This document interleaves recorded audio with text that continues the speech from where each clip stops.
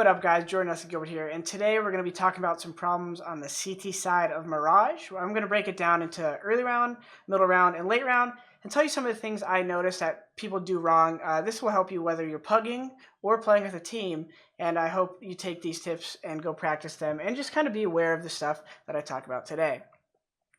So we're going to go in game here and start with the right side of the bomb site, A over here. The first stage of the round, early round, is all about nades and utility usage, right? One of the common problems I see when I'm playing pugs is just people not being aware, first of all, of your site players' protocols, and then also how you could die. So I'm going to start with A, and then go to middle, and then B, and we'll talk about early round. So the first portion of the round, one thing I notice is people like to throw smoke like this, right? This is a lineup you could throw it at the corner of the box. Just a good little tidbit instead of throwing this one. This smoke is great and all because it's more consistent. You can rely on it. You know if you watch it, that one's actually centered and it's going to be perfect in the corridor. The key with this smoke is that it is going to be centered, but what can go wrong a lot of times is the person who's playing connector will cross connector before this smoke pops. So the first step of playing a bomb site is make sure you know your teammate's protocols with nades. Is he even going to smoke? One of the problems might be he might not even smoke right away. Maybe he wants to save it because he's opping. Communicate with your teammate and make sure you know what's being thrown. The next thing I notice people do wrong early round and mid are a lot of people come mid and connector and they fight middle, but they stick around for way too long. It's a very great idea to get mid control, and even pushing is okay. But when you do play like this and either one, you need to be aware that early round, the two main things you're worried about on Mirage is mid control and then one of the sites on the extremities getting hit, right? So if you're going to stop one of the sites from getting hit, you sticking around mid doesn't do anything. Even if the T's are going to take mid late, make sure you're getting back and you're watching A with your teammate, doing a little jump spot. Then if they take mid late, you're still here in a position.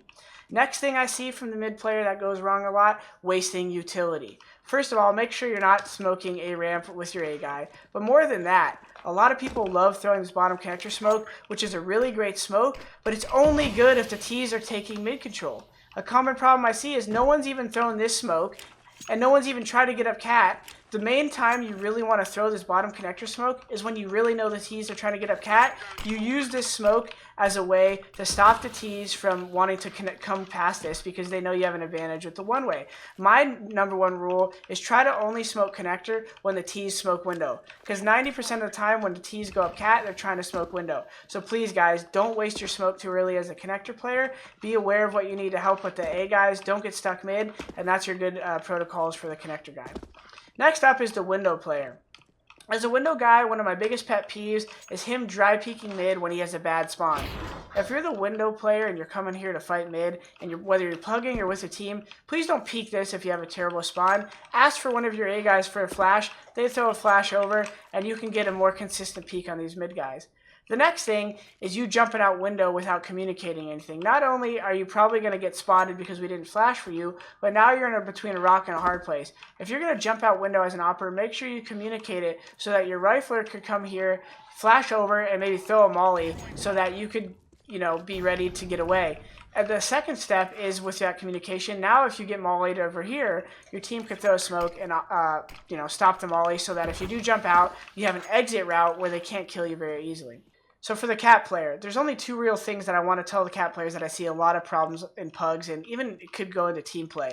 One thing is not talking to your upper B guy about what nades you have. If you're in a pug and your upper B player has no smoke, throwing a smoke like this for him could be a really big help. Obviously, you could throw a very particular one and make it go deeper and better, but really, just having that smoke to help your guy get up here if you had a bad spawn could be really key to helping him stop a rush. The second thing I see in pugs that happen a lot that really tilts me is a lot of people throw a flash like this to get in the ladder room without communicating to your teammates. Tell your window and connector guy you're flashing over mid, and you might just help them get an extra kill as you get in the ladder room. Lastly, the B player. The real only two main things I see here is the B player not knowing how to use utility and not jump spotting properly. So one thing that pisses me off in a pug is when I see my B player jump spotting like this. Jump spotting like this is really bad because it's not the optimal way to show as little as your body as possible. The best way to jump spot is to utilize the slope right down here and make sure you release your jump so that you're actually seeing less of your head when you're on a T's perspective. You have to practice it a little bit so you're not jumping too far to the right because then you won't see anything if you're over here. But if you could really get the little bit right there, right, like that, you'll see the most without them seeing you the longest, right? So practice your jump. Don't just be doing it way out here. It's not good. You'll get your head spotted, and you won't be able to get away, and you'll take unnecessary damage. Keep in mind when you're playing a site like B that your utility can be used for other things. So early round, don't be scared to hold onto your nades. Play a spot more passive like this, and if you hear the flash coming over, get creative. I see a lot of players in Pro League do something like this now, which is really cool. They molly this, and then they get really close with the smoke like this, and then they let people jump out window and they hold like an off angle like this or something weird. All right, get creative with your nades early round, and please don't die doing a bad jump spot.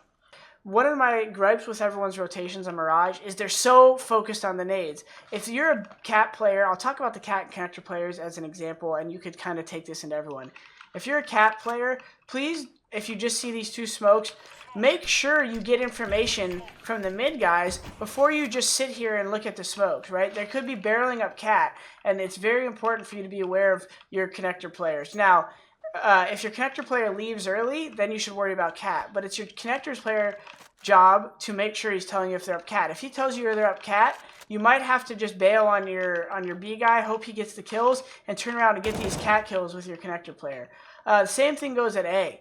If you're at A and you're playing A and you see these three smokes, don't immediately try to shoot through the smoke or make a play on the A guys. Your first job is to let them have the sight. Don't worry about them having the sight. You're not going to do much. The most you're going to do is maybe a head stack here and see through the gap. But what else is open, guys? Connector.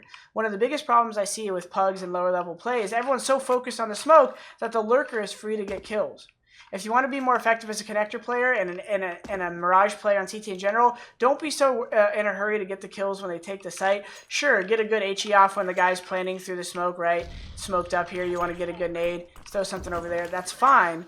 Worry about the connector first. Stop the connector. Maybe clear underpass with your cat guy rotating. I would actually recommend that. Clear mid with the cat guy rotating, and then retake A together. Don't be in such a hurry to retake. Make sure you do things as a team. Last but not least, my number one gripe for late round of retakes on a map like Mirage, aside from people not going in together, so that's the rule number one, right? Go in together.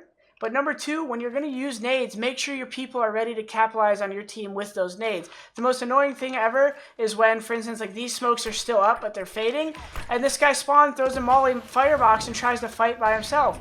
Sure, this could be a decent play if you really have this gap, but wait for the smokes, guys.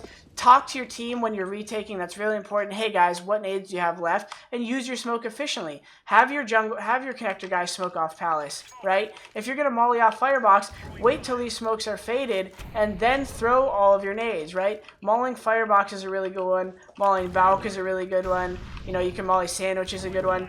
Smoke off. Always smoke off these ones. It's not useful to Molotov the stairs. Smoke off the Palace. And guys, I think if you do those things at both bomb sites, you're more patient on the retakes. You could take the same thing over at B. Don't waste mollies throwing mollies here and at the planter until your team's ready to capitalize. Now, if you use your mollies at the late round, it might just flush somebody out in your team in retaking.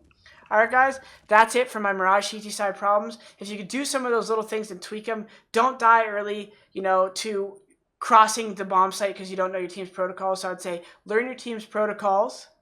Mid-round, know what you should be watching when a bomb site hit happens. Don't be so tunnel visioned on the hit.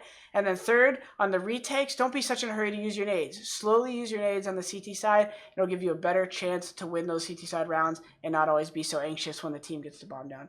Alright guys, thanks for watching this video. Look out for more videos through me and ESEA's Mountain Dew League, and I'll see you next time.